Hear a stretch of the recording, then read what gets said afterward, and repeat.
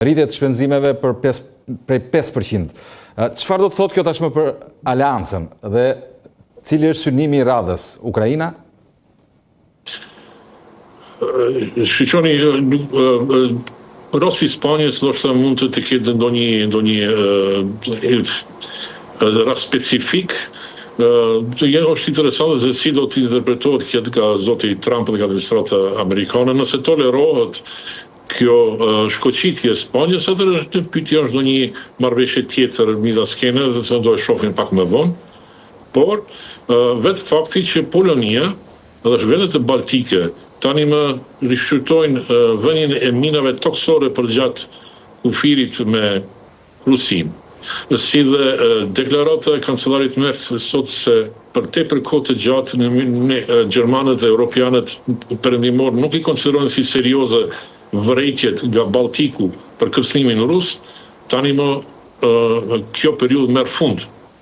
Por fjalët e zotit Merz duhet të dëshmoni jo vetëm gjatë frontit baltik, polak apo ukraines, të cilët tani janë më në tension luftarak, por të dëshmon edhe ndaj zhvillimeve që ndodhin në Ballkan. Pasi që kemi harruar, por Ballkani është një nga pikat e mos pajtimit mes Washingtonit dhe Brukselit dhe qendrave të Bashkimit Evropian. Dhe duhet të vlerësuar, përsëritur. Kërkesa e Shtetit Bashkuar të Amerikës ishte jashtëzakonisht korrekte dhe vizionare. Ne, Amerikanët, për ju, Europianët, kemi bërë çdo gjë nga vitin 1945 përmes mbrojtjes, përmes vendjes në ambrelen nukleare, përmes planit Marshall, përmes investimeve në mbrojtjen e juaj që lejonte zhvillimin e jetës luksoze sociale.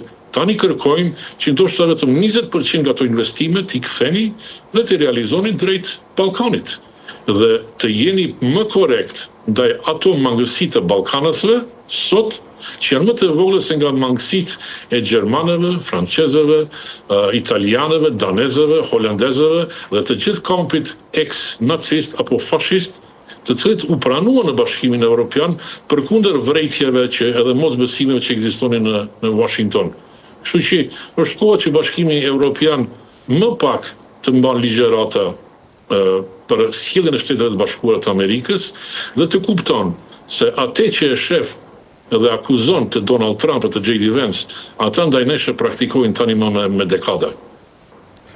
Duket se punët nuk shkojnë shumë mirë mes SBA-ve dhe Bashkimit Evropian, të paktën nga deklaratat dhe kundër deklaratat. Dëgjoni, në këtë moment është jashtëzakonisht çështja është e qartë. Nuk ka marrëdhënie të vështirësuara mes Washingtonit dhe Brukselit. Brukseli është ai i cili ka nevojë për Washingtonin.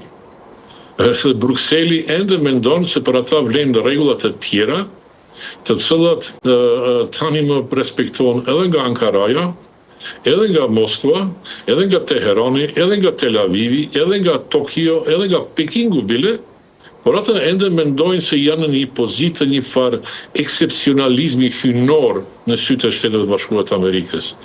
Kështu që Shtetet Bashkuara të Amerikës me vetë fakti që ende mbajnë forca ushtarake nga Madridi e deri në Rumuni me mënyrë konkrete, ushtarake, financiare, politike, diplomatike, dëshmojnë se megjithatë de facto ende kontribuojnë në Bashkimit Evropian. Tani ju pyes juve, me çka po kontribuojnë Europianët me politiket e tyre përçarëse, që nuk janë në gjendje të vëjnë kontroll mbi një Viktor Orban, një Robert Fico, një Aleksandar Vučić, por dëshirojnë apo ëndrojnë se dhe konsiderohen me seriozitet nga Teherani, nga Ashkabati, nga Bangladeshi apo nga cili do vend në Afrikë.